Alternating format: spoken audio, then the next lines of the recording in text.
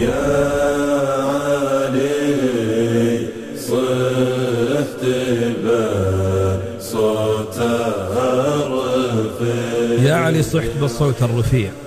يا مرة لا تدبين القناع. قائلها باللعبون قصيدة أقدر أقول لكم أنها بقيت راسخة في أذهان الناس وبقلوبهم بالرغم من مرور سنين طويلة على رحيل الشاعر رحمة الله عليه، بل إنه بقيت لبنة قوية من لبنات الشعر النبطي في الجزيرة العربية رددها الصغير والكبير. يا علي صحت بالصوت الرفيع، يا مرى لا تذهب بنا القناع، يا هلال مهرة صفراء الصنيع، سنها يا علي وقمر الرباع، نشتري يا علي تنكتب بالعمر ميري ما ظني تباع، شاقني يا علي قمر وربيع، يوم أنا ملك الأمر ينطاع، يا علي صحت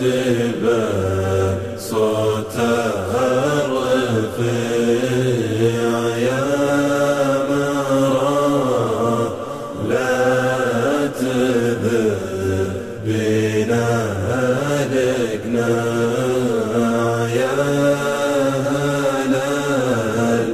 مهرة صفراء الصنيع، سنها يا علي وقمر الرباع، هم بروني وانا عودي رفيع، يا علي مثل ما يبرى اليرى،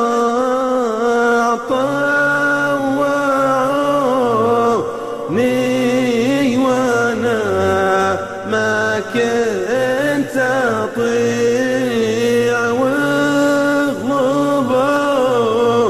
واغضبوني وانا قرم شجاع، يا علي صحت بالصوت الرفيع، يا مرى لا تذهب بنا القناع، يا هلال مهرة صفراء الصنيع، سنها يا علي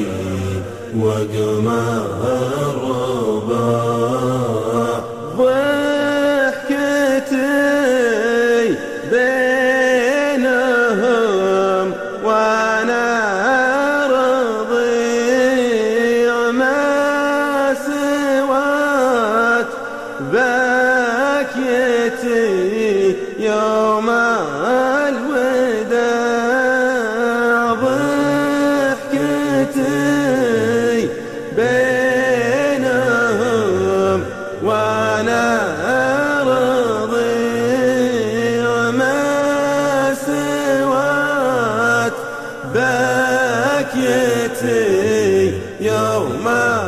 الوداع يا علي صحت بصوت الرفيع